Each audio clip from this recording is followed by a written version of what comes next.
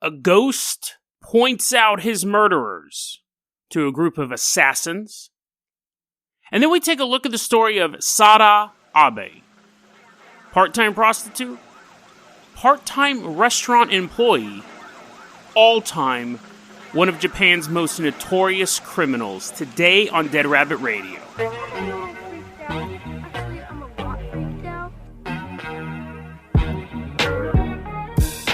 Hey everyone, welcome back to another episode of Dead Rabbit Radio. I'm your host, Jason Carpenter. I'm having a great day. I hope you are having a great day too. We got a lot of stuff to cover today, so we're just going to jump right into it. But I want to say, hope you guys are having a happy Monday. Or, if you're listening to this episode in the future, I hope you're having a happy blank day. Let's go ahead and move on to our first story, though. And that is going to be the story of Wong. We don't have his first name. That might be his first name. But there's not a lot of details to the personal who Wong was. But it's an interesting story nonetheless, and then we'll kind of dig into it a little deeper. Because I think I have some questions about it, debunking-wise, but it's still an interesting story. Hold on. The early 1900s.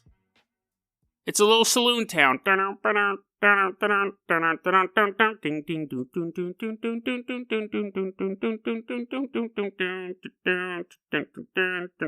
Beautiful women. Well, back for then, they were probably really gross thinking about it now. But you had saloon town. You had rootin' tootin' saloons, gun slingers, but mostly gold miners in this town. We're in the town of Whiskey Flat. It's this little town in California. Dun-dun-dun-dun. Okay, enough of the music. But anyways, we're in the town of Whiskey Flat. And there we find a young man named Wong. He's a Chinese cook. He's a cook who happened to be Chinese, I guess would be a better way to say that. He wasn't making Chinese food. He was making Chinese food he was making food for miners. Not little kids, but he was making food for miners. You know what I'm saying? Gold miners. So, early 1900s. Little kids may have ate it, I don't know.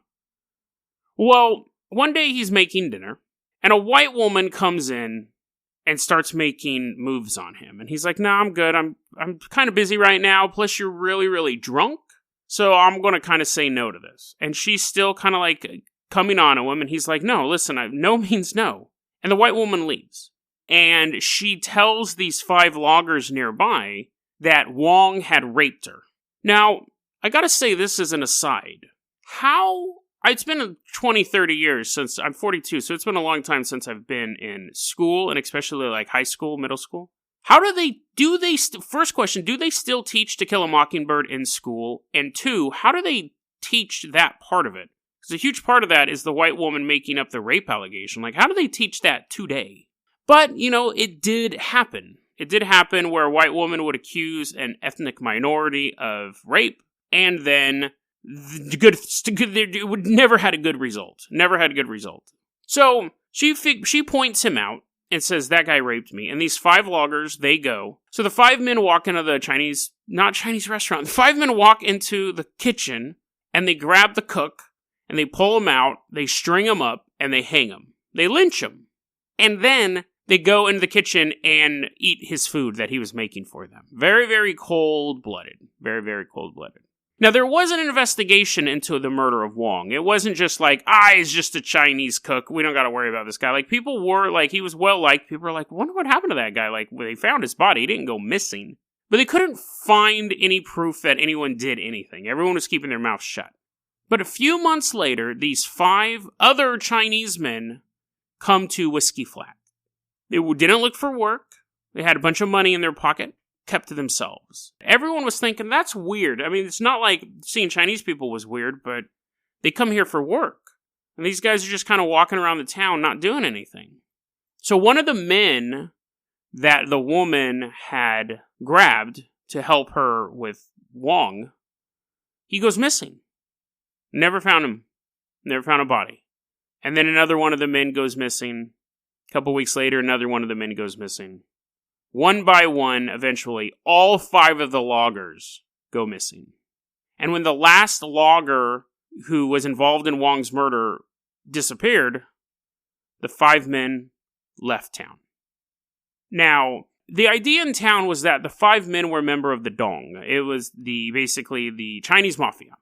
And they used Taoist techniques to contact the spirit of Wong, and he pointed out each person who had something to do with his murder. And after they were done seeking vengeance, they left town. Today, the city of Whiskey Flat is no more. It was actually flooded and is at the bottom of Lake Isabella. And Lake Isabella is near Kernville, California. And sometimes the lake gets so lowered you can actually see the tops of buildings because the town was just flooded in there. I wasn't able to tell whether or not it was flooded naturally or they built a dam. I was looking for that. I couldn't figure that out. But people still say that to this day, sometimes hovering over the lake, you'll see the spirit of Wong pointing his finger at the men who killed him. Now, that's the story. Here's the thing. And when I read it, I go, that's a fascinating story, but I have a couple things to debunk it. One, why wasn't the woman killed? There's no mention of the woman ever again. And why would the ghost still be pointing out in the middle of the lake? Like, just pointing at random people in rowboats. And how would you be able to see it if you're on the coast of the lake and you saw something pointing at you? You'd be like, what? Why are you pointing? You'd be like, looking behind you. You'd be like, what? Are you pointing at what? Who are you? You pointing at me? You're pointing at me? What did I do? I just came here. And the little ghost guy pointing at you. The reason why I wanted to cover this story, I don't think it's true. Some of the details are true. Whiskey Flat was real. There really is a city at the bottom of Lake Isabella. We know those two facts are true. But the reason why I wanted to cover this is because I almost feel like somebody worked backwards. Because the story itself doesn't really make sense. How would the five guys be able to contact... How would they know he was killed in the first place? And then they go there, and they're talking to his ghost, and he's pointing people out, but he doesn't point out the woman, and he points them out one by one. And here's the most interesting thing, thinking about this as a debunker. No one in the town knew who killed him. So if the story's true, why would they think those 5 people who went missing in a mining town, which is fairly transient to begin with, if nobody knew who the suspects were in the first place and 5 people went missing, how would they make the connection? It'd be one thing if the people in town knew who did it, but they couldn't prove it. But they didn't know who did it. Just 5 people left, and they're like, oh, they must have been the guys who hung Wong. So it was a lot of weird coincidences. This is what I think happened, though. This is how I think. And I think this is why I wanted to talk about this story as well. There may or may not be a ghost pointing over the lake of Lake Isabella. There may or may not be a ghost there. Could be a trick of the light. Could be an urban legend. Could be a ghost. But what I think happened was, and we'll talk about a couple other stories this week where this has happened, is that somebody, let's say that there is a ghost floating over the lake of Lake Isabella, pointing at people. Somebody created the story to explain the ghost. They saw a ghost of, again, how are you supposed to tell his ethnicity on a lake? You're in a rowboat. You're hundreds of yards away. I don't think they were super close to this dude. Otherwise, he'd be like picking their nose. He'd be like poking them in the eyeball. If you saw a misty figure 300 yards away, I don't think you'd be like, that guy's probably from Bulgaria. Like, you'd just be like, it's a ghost. But anyways, so unless he was like wearing like a super like traditional Chinese outfit, he's a ghost. He doesn't look like Liu Kang or anything like that. Like, he's not like dressed in traditional clothes. He's just wearing like cook clothes. Anyways, what I think happened is that somebody saw a ghost and then the story was crafted to create this narrative that really doesn't make sense when you put any weight on it. And the reason why I think that's interesting, it makes you think how many other haunted places may have this same thing. They're like, oh, if it's a ghost, something tragic must have happened here. And we saw that with the town of Dudleyville, where people thought the town was haunted, and then they made up this whole backstory about this guy pissing off the King of England and getting sent to Dudleyville, and none of that stuff was true. None of it was true. Interesting take on the ghost story. Are there real ghosts, but the stories we create to explain them are the thing that's made up and the thing that's easily debunkable? Is there really a ghost pointing at people out in the middle of the lake? Who knows? But it wasn't Wong, and that story almost 100% never happened. Like, I'll debunk the story before I can debunk the ghost. So our next story is the story of Sada Abe. Now, yes, I do know in my episode about the guy who loved euthanasia, I called the president of Japan Shinzo Abe, and I was corrected very quickly Not just on YouTube comments, but a friend of mine in real life punched me in the arm and said, "It's Abe, you idiot." And then it's so telling because the guy who sent me this, Amrael, sent me this story via email. When I got the email, Amrael said, "Now, Jason, this is how you pronounce the girl's name. It's Abe." And I was like, yeah, I know. But, he's just looking out for me. So, thank you, Amrael. Thank you for this suggestion. Now, this is the story of Sada Abe. Bizarre crime. And it's one of those things that I think if you're not in Japan, you've never heard of this, ever. I never heard of this before, and it's quite gruesome and incredibly famous. We're going back to the year of 1905, and we see a little baby girl named Sada Abe. Her mother loved Sada, taking care of her. Her father was also pretty appreciative of her, but he was a little more stern. She had an older sister and an older brother, and from all accounts, her early life was fairly normal in the sense of Japan. So her older sister was a little slutty, a little loose, and apparently this was a thing back then. You know that thing, like if you get caught smoking a cigarette and your dad's like, "You like cigarettes? You like cigarettes? Here, smoke a whole pack." And you're like, and you eventually get nicotine poisoning and get really sick and throw up, and you're like, "I'm never smoking another cigarette again." In Japan, they did that for sex. So when Sada's older sister was sleeping around, the dad was like, "Oh, you like sleeping around? You like banging dudes? You like banging dudes? Bang 30 dudes!" And he dropped her off at a brothel. And she just started banging dudes. I don't imagine it works the same as it does with cigarettes. But apparently that's what they did back then. So, you kind of know where part of the story's going. Sada, as she's getting older, she starts to get... First off, she actually starts taking singing lessons, and she started learning this instrument called the shamisen.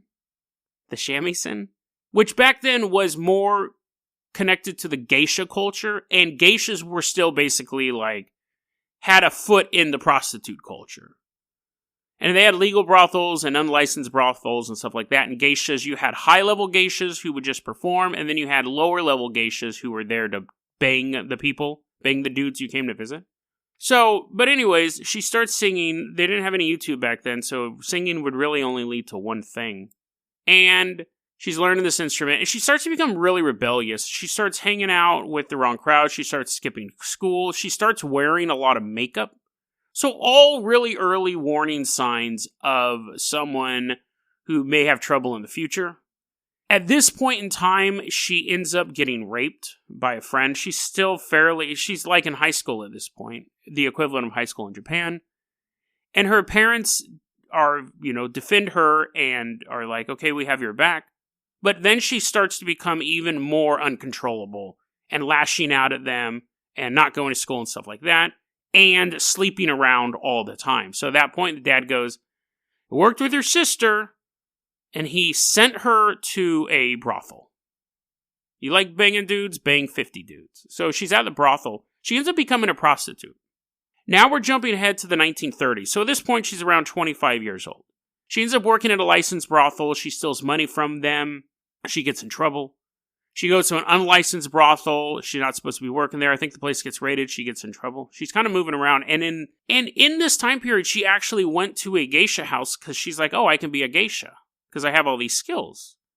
But she goes there and she realizes that to be a traditional geisha, you had to start practicing full-on geisha training at a super young age. So they said, "You can come and work for us, but you have to be a low-level geisha. You're just going to bang dudes." So basically, she's still a prostitute. Now she's just wearing geisha makeup. But that's when she starts meeting all of these high-profile people. And one of them says, "You got to start thinking about a career path. You got to start thinking about the future. You can't do this forever. You should open a small restaurant. You go into business for yourself." And it's funny because I imagine, as he's giving her this fatherly advice, he's banging her. But he was trying to help her and saying, you just can't do this forever. And he goes, "Why don't you go to this restaurant, get a job, learn the trade, and then in a couple of years, you can go and open your own little restaurant."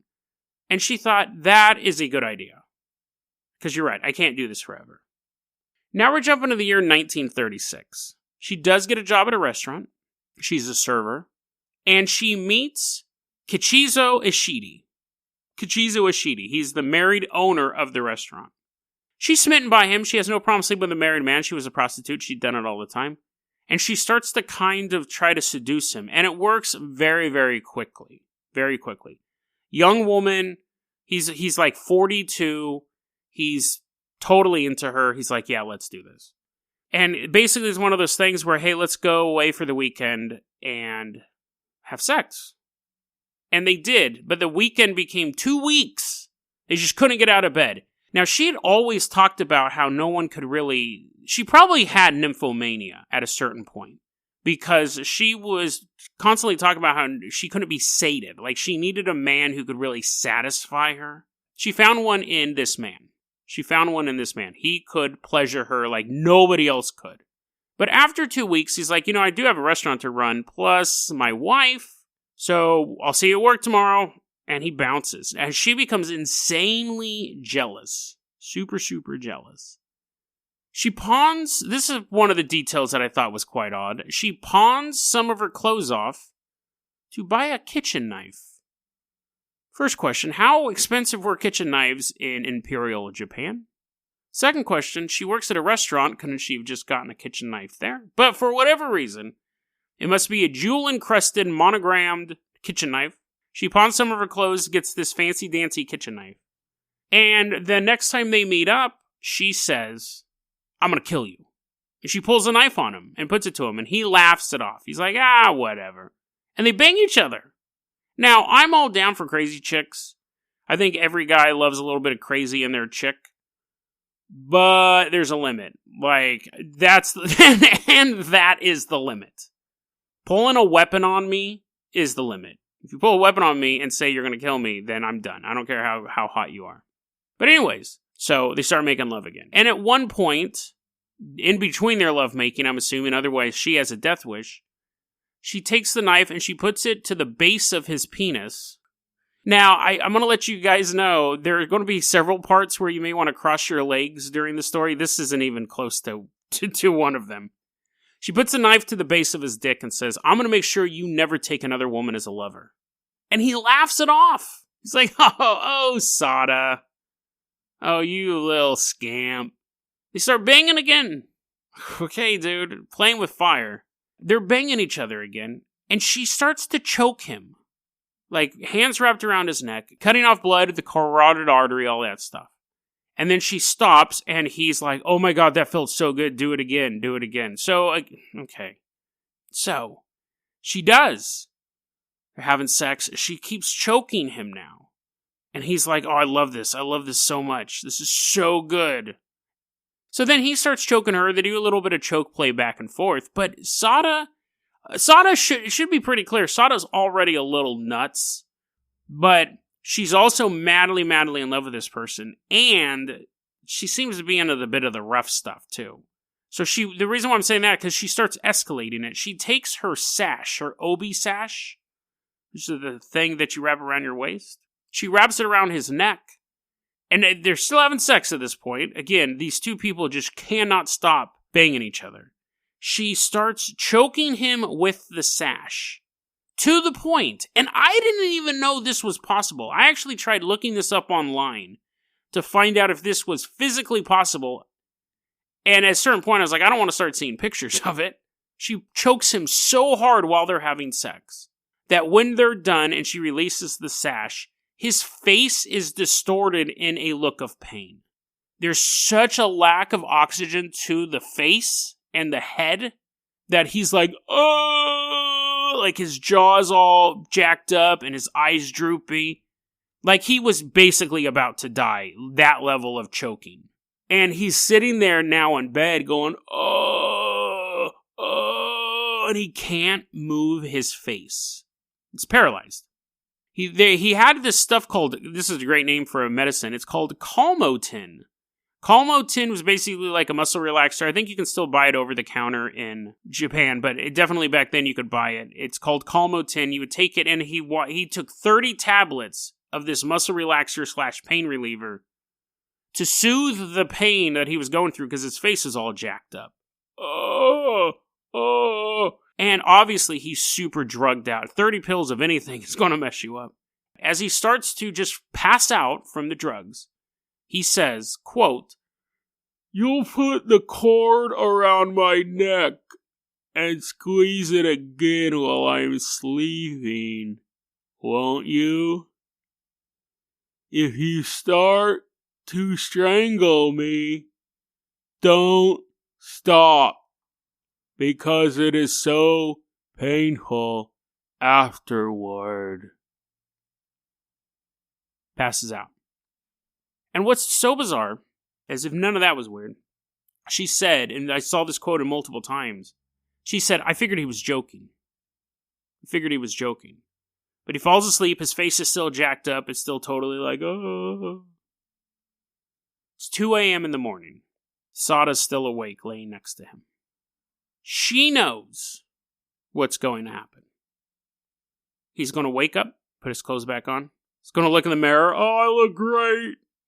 I'm sure his face will return to normal at some point, but I don't know how this works with the muscle spasms and the choking. But anyways, she's not thinking long term with his face all jacked up. She's thinking short term. She goes, this is what's going to happen. He's going to wake up. He's going to put on his clothes. He's going to kiss me goodbye. He's going to go home to his wife. I love him so much. Can't let him do that. She takes her obi sash, wraps it around his neck. He's deep asleep due to the drugs. And she just pulls that sash till he dies.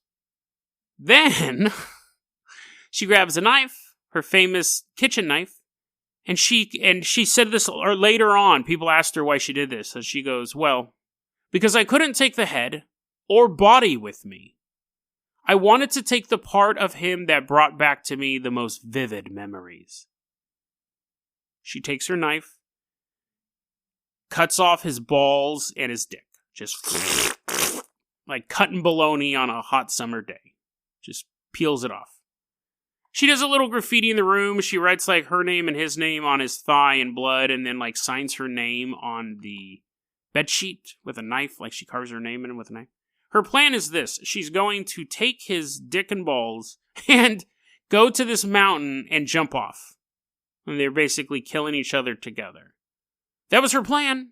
But first, she leaves the scene, and his body's found shortly afterwards. Huge national panic, because they find this guy, this respectable business owner, who's strangled and his dick and balls are missing, and nobody knows why. Huge national panic, to the point that people were saying that they knew who did it, because she signed her name. People were seeing her all over Japan. At one point, a near stampede broke out and a huge traffic jam because somebody thought she was in the area. Which I don't think that she's just randomly walking around neighborhoods cutting dicks off, but they didn't know that at the time. They just knew that this chick cut this dude's genitals off and took off. So people saw her, and it was basically the equivalent of seeing Freddy Krueger in Times Square. People just bounced. So she's on the run, and while she's at a hotel under an assumed name, she's like, you know what? And she's sitting there with this dude's genitals. And she's like, you know what? I really miss my boyfriend. But what I miss even more is banging my boyfriend. She then blows the dick. She has oral sex with a severed penis. And she's like, well, that was okay, but it's not what I'm really missing. Then she tries banging the dick. This severed dick and balls she tries to have sex with.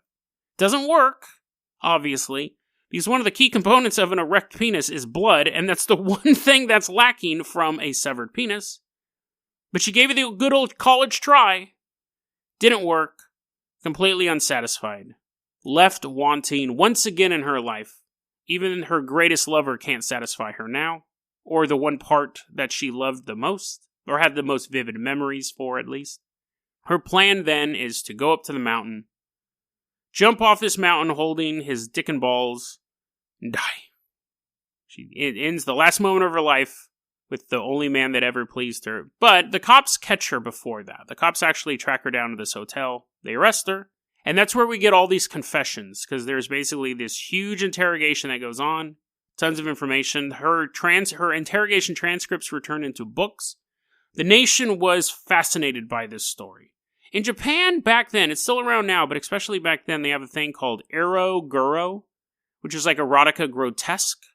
We had the same thing in America around the same time. Now, the grotesque doesn't mean gory. It means, in this sense, it means corruption and decadence.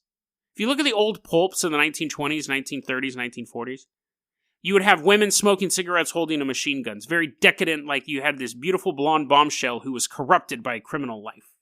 It was very sexy. That was the same thing that was going on over there. You had a big movement of women killers. Like, people were really fascinated by women who were smoking and drinking and killing people. And so she basically became a real-life version of what all these people were reading about in their pulp magazines. To the point, I thought this was fascinating. Imagine you're on trial. Imagine you're sitting... No, better yet, imagine you're the prosecutor for a sex crime. And it's the first day of court. And you got all your little... You got like your right pencils and pens. You got your briefcase full of paper and all that stuff. And the judge walks up to the stand. And the judge walks up there and says, okay, so I've been going over the notes. I've been following this trial.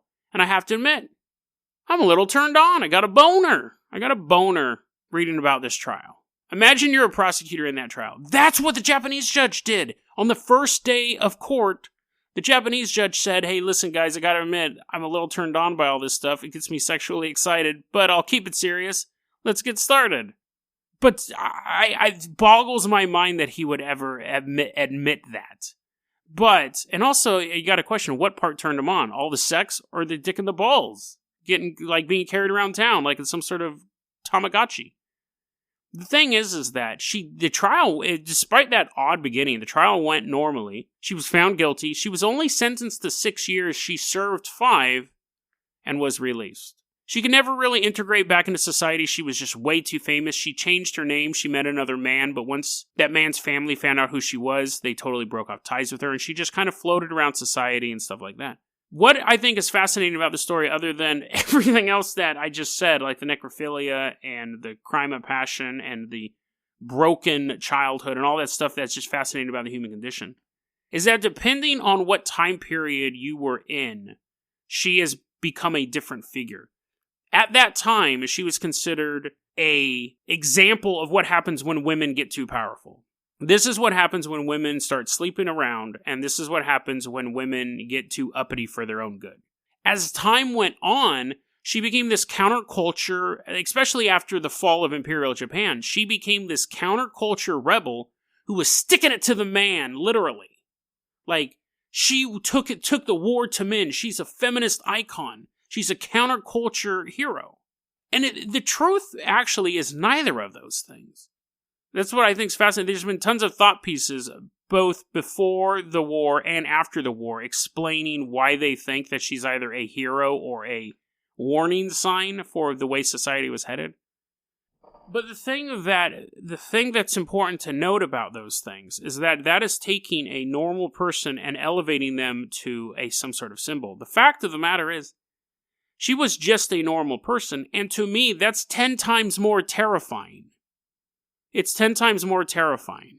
I don't think Sato was either of those things. I think she was just a person who obviously had some separation anxiety, no pun intended. She couldn't... she was so jealous, she couldn't allow this person to leave her. It was just a quote-unquote, not normal, but she was a human being. She wasn't an icon, she wasn't a movement or anything like that. She was a human being who was so attached to another human that she did the unspeakable. And this is the question I ask to you guys. What is more likely to happen in your life? For you to meet an icon or a symbol of something, or for you to meet a crazy person? What's more likely? I almost feel like those two explanations for her actually try to calm people, because it's really hard to think then. If you think that she was this other thing, it's a lot easier to dismiss that she was just a cook working at a restaurant who fell in love with her owner. which is far more scary. Far more scary. Because you're going to run into those people. You're going to run into the normal girl who seems normal, who seems pretty, who has all the right things to say. And when you're not with her, she's pawning her clothes to buy a knife. DeadRabbitRadio@gmail.com is going to be your email address. You can also hit us up at Facebook.com/DeadRabbitRadio. Twitter is @JasonO'Carpenter. Dead Rabbit Radio is the daily paranormal conspiracy and true crime podcast. You don't have to listen to it every day, but I'm glad you listened to it today. Have a great one, guys.